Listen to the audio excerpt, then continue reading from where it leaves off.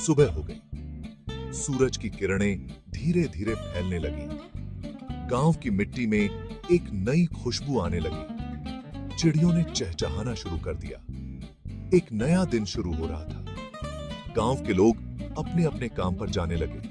किसान खेतों की ओर चल दिए। बच्चे स्कूल जाने के लिए तैयार हुए। हवा में एक ताजगी थी, एक नई उम्मीद थी। ये एक साधारण सा गांव था। यहां जिंदगी धीरे धीरे चलती थी। आर्यन खेतों में काम करता था।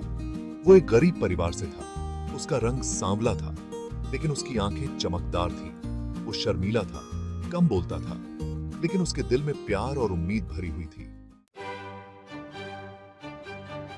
आर्या गांव के सरपंच की बेटी थी। वो बहुत सुंदर थी। उसके बाल लंबे और काले थे। उसकी हंसी में एक अलग ही मिठास थी। वो हमेशा खुश रहती थी।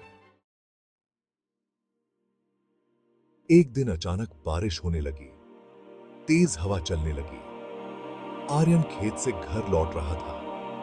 आर्या कुएं से पानी भरकर लौट रही थी।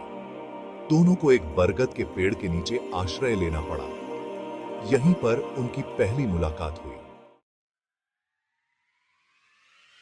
बारिश के बाद आर्यन और आर्या अक्सर मिलने लगे। कभी खेतों के किनारे, कभी नदी के पास। वो एक दूसरे को कहानियां सुनाते थे, अपने सपनों के बारे में बातें करते थे। धीरे धीरे उनकी दोस्ती गहरी होने लगी। एक दिन गांव में एक अफवाह फैल गई। आर्या की शादी तय हो गई थी। यह खबर सुनकर आर्यन का दिल टूट गया, लेकिन वो क्या कर सकता था?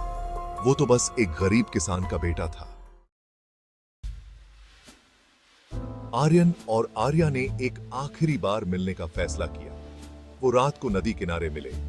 चांद तारों की रोशनी में नदी चांदी सी चमक रही थी।